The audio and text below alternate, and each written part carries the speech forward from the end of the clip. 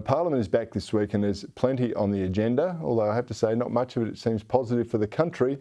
Here to render his frank assessment of what's going on is LNP Senator for Queensland, Gerard Rennick, who does do great work in the Senate, Senator, so you're not included in the previous bashing of politicians. Welcome to Bernardi. Hey, before I get to some federal issues, it looks like the drums of political doom are beating for Queensland Premier Annastacia Palaszczuk, with her one team white anting their leader while she's on Italian holiday. Is she going to survive, Gerard, or do you think she needs to go? Well, Cory, I can answer that second question very easily. Yes, she needs to go. I doubt that she will survive, only because I don't think she wants the job herself. Personally, I think she's checked out and she's left the building a long time ago. And it's the height of arrogance to do that in the best of times, but literally we're in the worst of times in Queensland with a health crisis and a crime crisis and a homeless crisis in Queensland. So for Anna Palaszczuk to jet off to Italy when all of these issues facing the good people of Queensland is just the height of arrogance. Yeah, it does smack of someone who's checked out. Do you got any tips on who will be replacing her? No, I don't, but I do think she will be replaced because, I just don't think she herself wants to be there. Yeah, it's not going to change the outcome for Queensland, no matter who they put in charge. Hey, Labor federally is scheduled to introduce its industrial relations legislation this week. Based on what I've seen in the public domain, there seems plenty to worry about for small business. Here's what Peter Dutton had to say about this today. Why is the government motivated to do this when every business group, every organisation is against it? It's because it's on the union wish list. We want to see the sovereign risk issues addressed that the government's created for the first time in many decades. Gerard, I think Peter Dutton's on the money there. How do you consider the change the government wants to make here? Well, I think it's alarming because from my understanding of the bill, and I haven't gone through the ins and outs of it, is that this bill will actually give unions the right to come in and inspect the books of businesses without any prior notice or their approval. Now, if that's true, they can have access to all the employee and employer data. And I just think, for a start, that's a gross breach of privacy. But, this will actually hurt small business the most. And, of course, this is Labor's modus operandi, where they love to attack small business and pick on the little guy. But can I just say, there is nothing more hypocritical than the Labor Party jumping up and down about so-called wage theft. And while I'll call it out when I see it, and where it does occur, that's a bad thing. But the true wage theft in this country has always been superannuation. There was never a referendum in 1992 where Paul Keating went to the Australian people and said, by 2025, are you happy for us to take 12% of your income and give it to someone you've never met in the ivory palaces of Sydney or Melbourne, and there's no guarantee you're going to get it back until you're 67. Now, if that to me is the true wage theft in this country, and that's what needs to be called out, and I'll look into it and I'll see if I can actually move an amendment this week that makes superannuation optional, because I don't want to listen to the Labor Party talk about wage theft while they're condoning and forcing superannuation to go up to 12%. And there's been rumours that they actually want to lift it to 15% beyond 2025. Yeah, I accept your point there. I quite like super, but what irks me with it is how can anyone plan for the long term when governments of all stripes, but most notably Labor, clearly think it's their money and they keep changing the rules and to disadvantage people who have actually acted within the rules to save for their own retirement? Well, the problem is, Cory, for people on low incomes, they just don't have a spare 12% left over after they've paid for the cost of living in their taxes to actually hand over and save until they're 67. And if you actually look at the figures today, and I'll grant that we haven't had a full generation of people come through superannuation for 40 years, we've still got 50% of retirees on a full pension. So that's exactly the same amount it was in 1992. So it's not even superannuation isn't even doing the job it was supposed to of getting people off the pension. Yet we have the Productivity Commission costed the cost of superannuation with a whole battalion of financial engineers managing other people's money at $30 billion a year. If you want to talk about productivity, that has to be, the lack of productivity in this country, the creation of that industry over the last 3 decades has had a massive drag on productivity.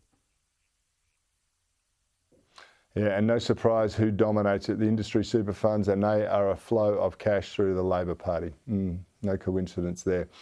Hey, speaking of a company that I think is too close to the Labor Party, Qantas has been in the news lately, and I got to say none of it is good. It's got refund problems, phantom flight bookings, hoarding airport slots. This company is a shambles, and now their CEO gets a $10 million bonus. I got to say, Jared, it's hard to know why it was privatised because it's now so closely protected and propped up by the government. But I reckon that protection racket is costing us enormously with the irrational decision not to allow Qatar to have more flights, keeping airfares higher than they should be. We need an inquiry into what's going on here, I reckon. What do you think? Yeah, look, Cory, you're right. I mean, I'm not a fan of privatisation of infrastructure, but I was never against the privatisation of Qantas and Telstra because they're retail, fast-moving retail industries, and they're not meant to be monopolies. And I think a good example of where Qantas has been protected was the blocking of letting Qatar Airlines come in and out of Australia. That certainly would have provided a little bit more competition to Qantas. Mind you, however, though, Alan Joyce has been absolutely milking this company dry for his own benefit. For him to get a $10 million bonus in light of the handouts that Qantas got throughout the COVID crisis, I just think is arrogance writ large. Now, what's interesting about this, you'd think Anthony Albanese, if he could read the mood of the Australian people, would be running a mile from hanging out with Alan Joyce, but he seems to be hanging out with him all the time. And it just goes to show, I think, how out of touch Anthony Albanese is the fact that he can't even see how arrogant and how out of touch Alan Joyce is. And we've seen this in the fact that Alan Joyce has given Anthony Albanese's son membership at the Qantas Lounge. That in itself just reeks of arrogance. The other thing that Qantas needs to be called out on is that they wouldn't refund that $500 million of cancelled bookings throughout COVID. Now, they've had to back down on that due to embarrassment. But yet again, this is a company that's out of touch. It's not interested in serving the people. It seems to be more interested in pushing its ideological agenda, not the least The Voice, and as well as that, Alan Joyce's own back pocket. Yeah, it has enriched him, but I got to tell you, the fact that they've been taking bookings for flights that they always intended to cancel, which is the ACCC going after them, merits a massive penalty as far as I'm concerned. That is, effectively deceptive and misleading marketing as far as I'm concerned. Absolutely. We'll see where it leads. And I'm a fan of privatisation, Jared, but so my point there was that I just think the protection racket means they're basically a national industry anyway, except they socialise all the losses and not the profits. I want to jump to international news for a bit. I can't believe how quiet media outlets are about the Biden family scandals. To me, this looks like one of the largest political corruption cases we have ever seen, certainly involving a US president. Have you been following it, and how relevant do you think it is to the Western world that we've got such a circumstance involving the most powerful position in the world?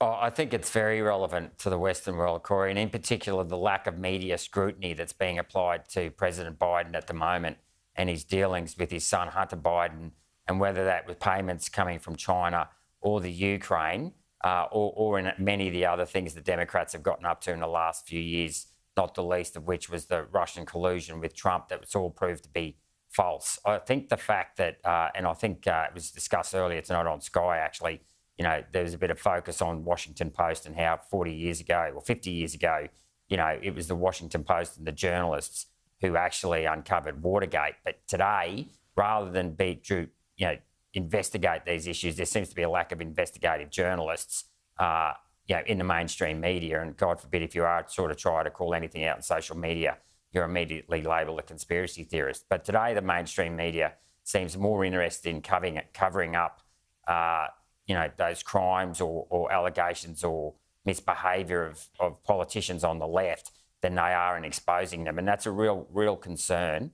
And I think we can see that even here in Australia, where so many people now just stop listening to the news because they just don't believe what they hear anymore. Yeah. Yeah, that's very true. They're cheerleaders, and at least here on Sky, we try and bring it to you straight. And we have opinion shows in the evening like mine. I don't hide my opinion, just like you don't hide yours. Senator Gerard Rennick, keep up the good work. Enjoy your week in Parliament and look after Australia for us.